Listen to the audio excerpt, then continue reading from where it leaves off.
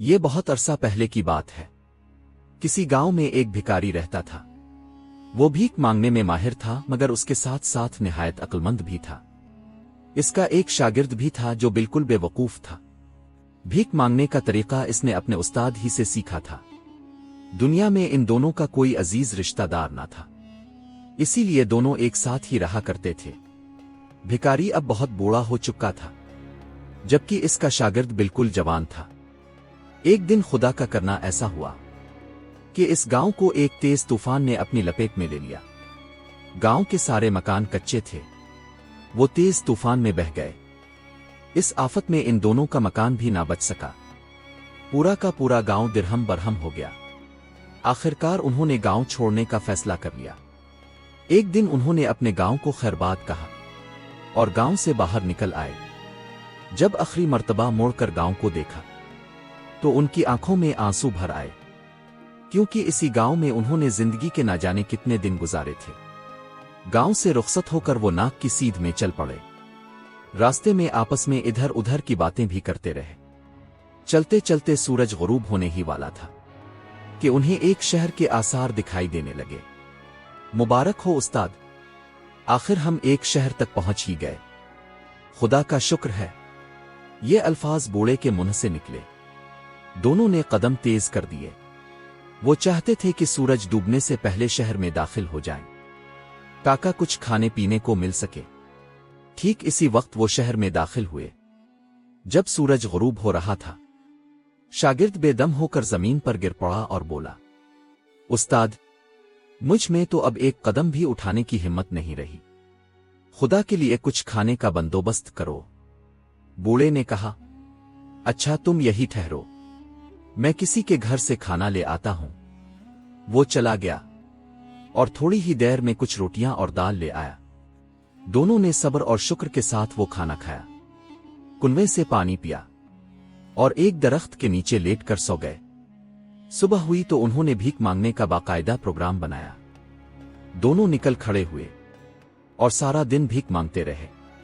شام ہوئی تو اپنے ٹھکانے پر لوٹ آئے۔ یہ ایک گنا درخت تھا۔ رات بھی انہوں نے اسی کے نیچے گزاری۔ یہاں پہنچ کر بوڑھے نے کہا، اب ہمارے پاس کچھ پیسے جمع ہو گئے ہیں، تم بازار سے ضرورت کی چیزیں لے آؤ، ہم جنگل میں ایک جھونپڑی ڈال لیں اور وہیں کھانا پکایا کریں گے۔ اچھا استاد، میں ابھی لاتا ہوں، شاگرد نے خوشی سے کہا اور پیسے لے کر بازار کی طرف چل پڑا۔ بازار پہنچ کر اس کے دل میں خیال آیا، تھوڑی سی مٹھائی بھی خرید لوں۔ 3-4 دن سے کوئی میٹھی چیز نہیں کھائی۔ یہ سوچ کر وہ سیدھا مٹھائی کی دکان پر جا پہنچا۔ بازار بہت بارونق تھا اور ہر طرف چہل پہل تھی۔ مٹھائی کی دکان پر طرح طرح کی مٹھائیاں سجی تھیں۔ اس نے پوچھا، بھائی صاحب، لڈو کیا بھاؤ ہے؟ دکاندار نے کہا، ٹکے سیر۔ شاگرد نے حیران ہو کر پوچھا، کیا کہا؟ سیر؟ ہاں ہاں، ٹکے سیر، اور برفی بھی ٹکے سیر ہے، بلکہ یہاں ہر چیز ٹکے سیر ہے۔ یہ سن کر شاگرد خوشی سے پھول گیا۔ اس نے کہا، اچھا تو ملا جلا کر ایک سیر دے دو۔ مٹھائی والے نے سب مٹھائیاں ملا کر ایک سیر تول دیں۔ شاگرد نے 1 ٹکا دیا اور سبزی والے کی دکان پر جا پہنچا۔ وہاں بھی پوچھا، بھائی صاحب، یہ کیا بھاؤ ہے؟ سبزی والے نے کہا، ٹکے سیر۔ شاگرد اور بھی حیران ہو گیا، ہر چیز ٹکے سیر۔ وہ سب کچھ چھوڑ چھاڑ کر دوڑتا ہوا اپنے استاد کے پاس پہنچا۔ بوڑھے نے اسے اس طرح بھاگتے ہوئے دیکھا تو پوچھا، کیا بات ہے؟ بھاگتے کیوں آ رہے ہو؟ اور یہ کیا، تم تو صرف ایک لفافہ اٹھائے ہو، تمہیں تو بہت سی چیزیں لانی تھیں۔ شاگرد خوشی سے بولا، استاد، مزے آ گئے۔ اس شہر میں تو ہر چیز ٹکے سیر بکتی ہے۔ یہ دیکھو، 1 سیر مٹھائی صرف 1 ٹکے کی لایا ہوں۔ یہاں تو ہر چیز ہی 2 پیسے سیر ہے، مٹھائی بھی، گھی بھی، دالیں بھی، سبزی بھی، غرض ہر چیز 2 پیسے سیر ہے۔ یہاں تو مزے آ جائیں گے، خوب کھاؤ، خوب پیو، اب ہم ساری عمر یہی رہیں گے استاد۔ شاگرد یہ سب باتیں خوشی سے کہہ رہا تھا، مگر استاد یہ سن کر بالکل چپ رہ گیا۔ اس کے منہ سے کوئی لفظ نہ نکل سکا۔ شاگرد نے حیران ہو کر پوچھا، کیا بات ہے استاد، تمہیں خوشی نہیں ہوئی؟ استاد نے آہستہ سے کہا، نہیں بیٹا، مجھے یہ سب سن کر کوئی خوشی نہیں ہوئی۔ مگر کیوں استاد؟ اب ہم اچھی اچھی چیزیں ٹکے لے کر کھایا کریں گے، نہ پکانے کی مصیبت، نہ جھنجھٹ، بازار سے خرید کر کھا لیا کریں گے۔ استاد نے فکر مند ہو کر کہا، تم بے وقوف ہو، یہاں رہنا ٹھیک نہیں۔ شاگرد چونک کر بولا، یہ تم کیا کہہ رہے ہو استاد؟ میں تو یہاں سے ہرگز نہیں جاؤں گا، اس سے زیادہ مزے اور کہاں آئیں گے؟ کیا کوئی ایسی جگہ بھی ہو سکتی ہے جہاں ہر چیز ٹکے سیر بکتی ہو؟ استاد نے گہری سانس لے کر کہا، اسی لیے تو کہہ رہا ہوں کہ یہاں رہنا ٹھیک نہیں، یہ اندھیر نگر ہے۔ شاگرد ضدی لہجے میں بولا، تم کچھ بھی کہو استاد، میں اس جگہ کو چھوڑ کر نہیں جاؤں گا۔ استاد نے پوچھا، اگر میں یہاں نہ رہوں تو بھی میں یہی رہوں گا، مگر میں کہتا ہوں تم بھی نہ جاؤ، زندگی کے باقی دن یہی عیش و آرام سے گزاریں گے۔ نہیں، میں یہاں نہیں رہ سکتا۔ استاد بھی ضد پر اڑ گیا۔ خیر، دونوں نے مٹھائی کھائی اور سو گئے۔ صبح ہوئی تو استاد اٹھ کر کھڑا ہو گیا۔ شاگرد نے پوچھا، کہاں چلے استاد؟ استاد نے کہا، میں نے کہا تھا نا کہ میں یہاں نہیں ٹھہر سکتا، تو کیا ابھی اور اسی وقت جا رہے ہو؟ ہاں، مجھے یہاں رہنے سے خوف آتا ہے۔ مان جاؤ استاد، یہاں سے نہ جاؤ۔ دنیا کے تختے پر اتنا عیش کہیں نہیں کر سکو گے جتنا یہاں ہے، اور اگر تم جائے بغیر رہ نہیں سکتے تو 2-4 دن تو عیش کرتے جاؤ۔ نہیں، میں صرف دن نکلنے تک ٹھہرا تھا، اب 1 منٹ بھی نہیں۔ استاد نے اپنا جھولا کندھے پر ڈالا اور شہر سے باہر جانے والی سڑک پر چل پڑا۔ رک جاؤ استاد، میں تمہیں شہر کے باہر چھوڑ دوں گا۔ یہ کہہ کر شاگرد بھی اس کے پیچھے لپک پڑا۔ پھر دونوں ساتھ ساتھ چلنے لگے۔ شاگرد نے کہا، میں حیران ہوں استاد، آخر تمہیں یہاں رہنے میں کیا ڈر ہے؟ کیا خطرہ ہے؟ ہمیں کون نقصان پہنچا سکتا ہے؟ استاد نے سنجیدگی سے کہا، اس وقت تم میری باتیں نہیں سمجھ سکتے، مگر ایک دن آئے گا جب تم مجھے یاد کرو گے اور کہو گے، کاش میں نے اپنے استاد کی بات مان لی ہوتی۔ میں اب بھی تمہیں یہی کہتا ہوں، میرے ساتھ چلو، لالچ میں نہ آؤ۔ ہرگز نہیں استاد، میں یہی رہوں گا۔ استاد نے کہا، اچھا، تو میری ایک بات سن لو، اگر کبھی تم کسی مصیبت میں گرفتار ہو جاؤ تو دل ہی دل میں اپنے استاد کو یاد کر لینا، ہو سکتا ہے قدرت مجھے تمہاری مدد کے لیے بھیج دے۔ شاگرد ہنس کر بولا، تم یوں ہی فکر کر رہے ہو استاد، مجھے یہاں کوئی تکلیف نہیں ہوگی۔ استاد نے مایوس ہو کر کہا، میں تمہیں آخری بار کہتا ہوں، میرے ساتھ چلو۔ شاگرد نے اٹل لہجے میں جواب دیا، اور میں بھی آخری بار کہتا ہوں، میں یہی رہوں گا۔ استاد چلا گیا۔ شاگرد نے گھاس پھوس کی ایک جھونپڑی بنا لی اور مزے سے رہنے لگا۔ وہ ہر فکر سے آزاد تھا۔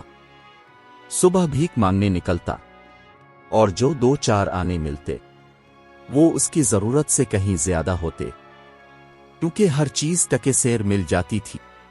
وہ مٹھائیاں، گھی، دودھ، خشک میوے پیٹ بھر بھر کر کھاتا، اور استاد کو بے وقوف سمجھ کر ہنستا۔ رفتہ رفتہ اس کا جسم موٹا تازہ ہونے لگا۔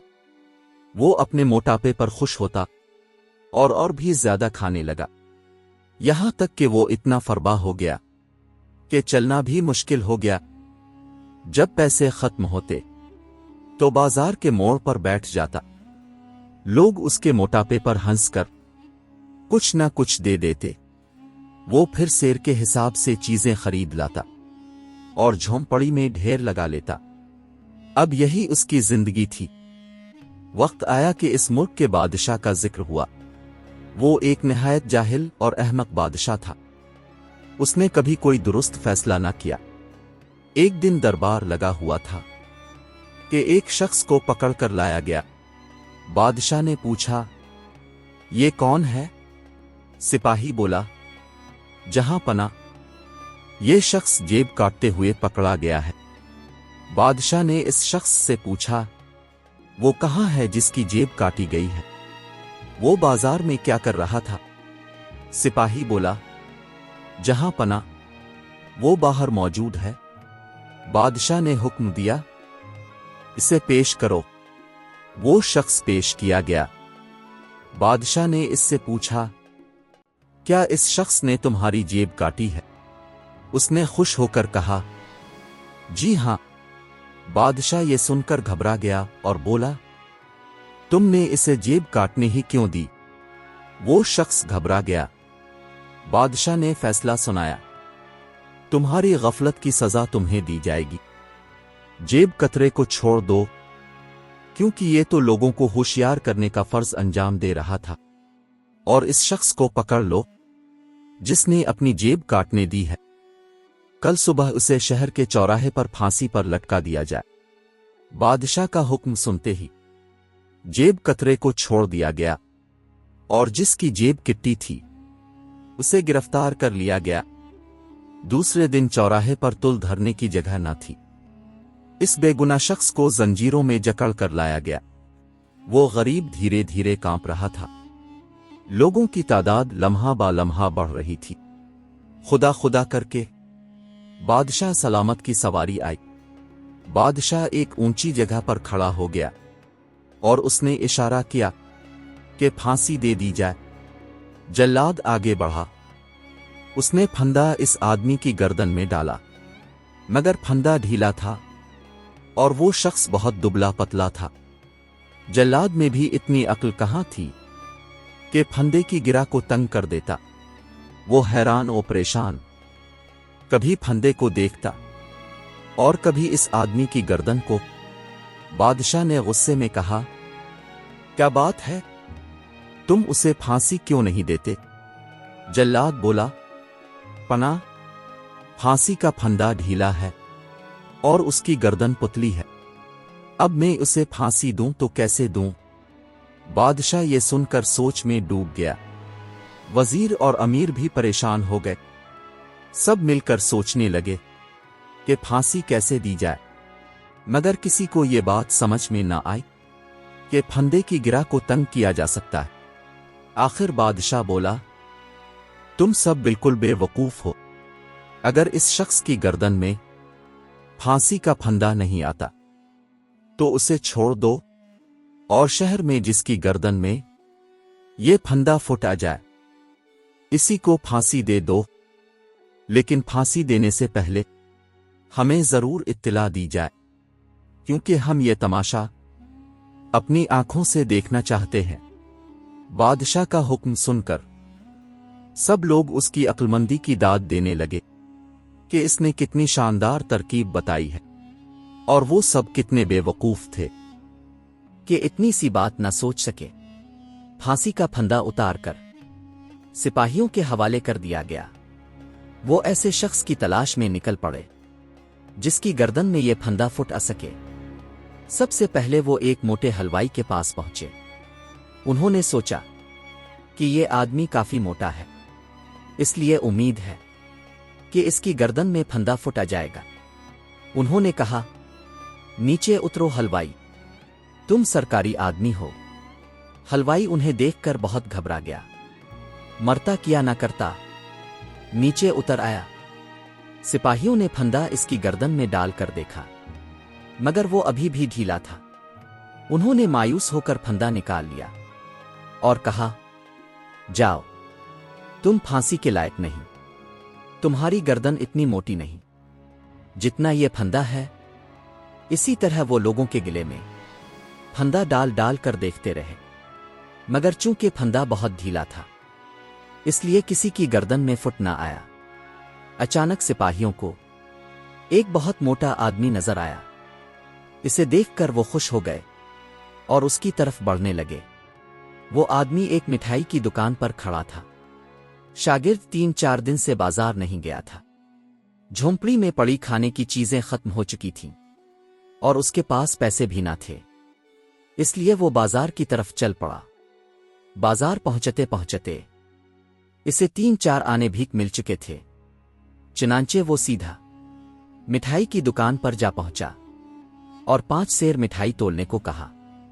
حلوائی مٹھائی تولنے لگا کہ اچانک اس کے ہاتھ سے ترازو نیچے گر پڑا۔ شاگرد نے کہا، کیا بات ہے؟ کیا تمہارے ہاتھوں میں جان نہیں رہی؟ مٹھائی والا خوفزدہ ہو کر بولا، وہ آ رہے ہیں۔ کون آ رہے ہیں؟ شاگرد نے حیران ہو کر پوچھا۔ اتنے میں سپاہی پھانسی کا پھندا لیے وہاں پہنچ گئے۔ ان کی نظر شاگرد پر پڑی تو وہ بہت خوش ہو گئے۔ ایک سپاہی مسکرا کر بولا، پہلوان، ذرا اپنی گردن تو ادھر کرنا۔ شاگرد نے گھبرا کر کہا، کیوں؟ کیا بات ہے؟ سپاہی بولا، ایک شخص کو پھانسی دی جانی تھی مگر اس کی گردن میں پھندا فٹ نہ آیا۔ بادشاہ سلامت کا حکم ہے کہ جس کی گردن میں یہ پھندا فٹ آ جائے اسی کو پھانسی دی جائے۔ ہم صبح سے تلاش میں ہیں اور اب تم نظر آئے ہو۔ شاگرد چیخ کر بولا، مگر یہ کیسا انصاف ہے؟ سپاہی نے کہا، یہ ہمارے بادشاہ سلامت کا انصاف ہے، اس کے خلاف کوئی آواز نہیں اٹھا سکتا۔ یہاں ہر چیز تکسیر کے حکم سے بکتی ہے۔ اس نے اشارہ کیا۔ شاگرد کو جکڑ لیا گیا، پھانسی کا پھندا اس کے گلے میں ڈالا گیا تو وہ بالکل فٹ آ گیا۔ یہ دیکھ کر سپاہی بہت خوش ہوئے اور اسے تہ خانے کی طرف لے چلے۔ اب شاگرد کو معلوم ہوا کہ اس کا استاد یہاں رہنے سے کیوں ڈرتا تھا، لیکن اب پچھتانے سے کیا حاصل ہو سکتا تھا۔ اسے قید خانے میں ڈال کر بادشاہ کو یہ خبر سنا دی گئی کہ ایک ایسا شخص مل گیا ہے جس کے گلے میں پھانسی کا پھندا پھوٹا گیا ہے۔ بادشاہ یہ خبر سن کر بہت خوش ہوا اور اسی وقت حکم دیا کہ اسے کل شہر کے چوراہے پر پھانسی پر لٹکا دیا جائے۔ شاگرد کو اپنے استاد کی باتیں بہت اچھی طرح یاد آنے لگیں۔ ادھر استاد اس شہر سے نکلا تو بہت اداس تھا کیونکہ اس شہر نے اس کا شاگرد چھین لیا تھا۔ وہ شہر شہر گاؤں گاؤں گھومتا رہا، جو رکھا سوکھا ملتا اسی پر گزارا کرتا اور اگلے دن پھر بھیک مانگنے نکل جاتا۔ اسی طرح اس کی زندگی کے دن گزر رہے تھے کہ ایک دن اچانک اسے اپنے شاگرد کا خیال آ گیا۔ اس نے سوچا کہ چل کر دیکھنا چاہیے وہ کس حال میں ہے، خیریت سے تو ہے۔ یہ سوچ کر اس نے اسی شہر کا رخ کیا۔ سارا دن اور ساری رات چلنے کے بعد وہ شہر میں داخل ہوا اور اس جگہ پہنچا جہاں انہوں نے قیام کیا تھا۔ وہاں ایک جھونپڑی تو تھی مگر اس کے اندر شاگرد موجود نہ تھا۔ وہ اسے ڈھونڈتا ہوا شہر کے چوک کی طرف چل پڑا۔ راستے میں اس نے دیکھا کہ ہر شخص چوک کی طرف جا رہا ہے۔ اس نے ایک آدمی سے پوچھا، یہ سب لوگ چوک کی طرف کیوں جا رہے ہیں؟ اس نے بتایا، آج ایک آدمی کو چوراہے پر پھانسی دی جائے گی، سب لوگ تماشا دیکھنے جا رہے ہیں۔ یہ سن کر وہ بھی چوراہے کی طرف بڑھا۔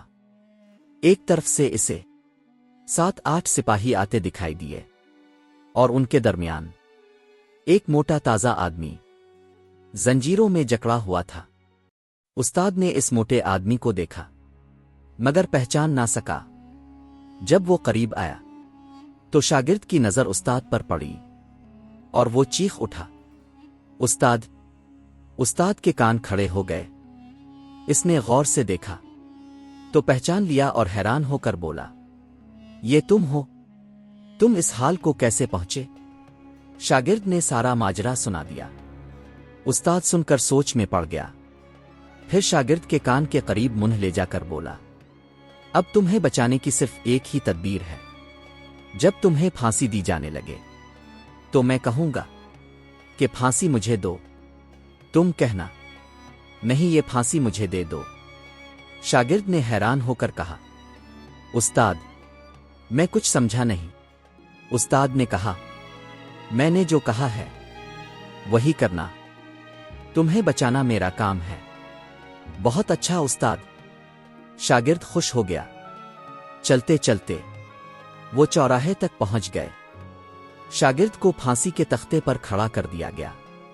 پھانسی کا پھندا اس کی آنکھوں کے سامنے جھول رہا تھا۔ وہ اسے دیکھ کر سہم گیا کہ کہیں استاد ناکام نہ ہو جائے۔ اتنے میں بادشاہ کی سواری آ گئی۔ لوگ خوشی سے نعرے لگانے لگے۔ بادشاہ اپنی مخصوص جگہ پر کھڑا ہوا اور مجمع پر نظر ڈال کر بولا، اے میری رعایا، ہم اس آدمی کو پا ہی گئے جس کے گلے میں یہ پھندا فٹ آتا ہے۔ اب میں حکم دیتا ہوں کہ اسے پھانسی دے دی جائے۔ جلاد نے پھندا اٹھایا اور شاگرد کی گردن میں ڈالنے لگا۔ عین اسی وقت استاد زور سے چلایا، ٹھہرو، اسے پھانسی نہ دو، پھانسی مجھے دو۔ پورے مجمع میں سناٹا چھا گیا۔ جلاد کے ہاتھ رک گئے۔ بادشاہ چونک اٹھا۔ سب کی نظریں استاد پر جم گئیں۔ جو مجمع چیرتا ہوا پھانسی کے تختے کی طرف آ رہا تھا۔ بادشاہ نے پوچھا، کون ہو تم اور سرکاری کام میں دخل دینے کی جرت کیسے ہوئی؟ استاد نے کہا، اس کی جگہ مجھے پھانسی دے دو۔ شاگرد بولا، نہیں بادشاہ سلامت، یہ ظلم نہ کیجیے، مجھے ہی دیں۔ استاد بولا، ہرگز نہیں، پھانسی مجھے ہی دو۔ ان کی تکرار جاری تھی۔ لوگ حیران تھے۔ آج تک کسی نے دو آدمیوں کو پھانسی پانے پر ضد کرتے نہیں دیکھا تھا۔ بادشاہ نے غصے میں پوچھا، آخر بات کیا ہے؟ تم دونوں پھانسی کیوں چاہتے ہو؟ استاد بولا، بادشاہ سلامت، آج کا دن بہت مبارک ہے۔ آج جو بھی پھانسی پائے گا سیدھا جنت میں جائے گا۔ مرنا تو ایک دن ہے ہی، اس لیے اس موٹے کے بجائے مجھے پھانسی دے دیں۔ یہ سننا تھا کہ ہر طرف شور مچ گیا۔ وزیر چلایا، میں وزیر ہوں، مجھے پھانسی دی جائے۔ دوسرے لوگ بھی چلانے لگے، پھانسی مجھے دو۔ بادشاہ گھبرا گیا۔ آخر اس نے اعلان کیا، سب سے زیادہ حقدار میں ہوں، میں بادشاہ ہوں، آج میں جنت جاؤں گا۔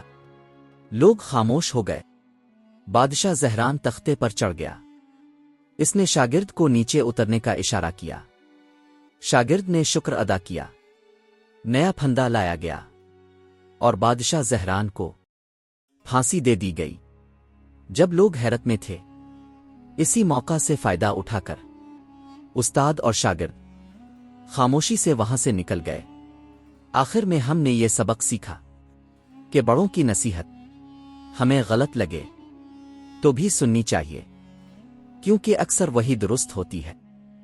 کہانی آپ کو کیسی لگی کمنٹس میں ضرور بتائیں، اور ویڈیو کو لائک کیجیے گا اور ہمارے چینل کو سبسکرائب کریں۔ ویڈیو دیکھنے کا بہت بہت شکریہ۔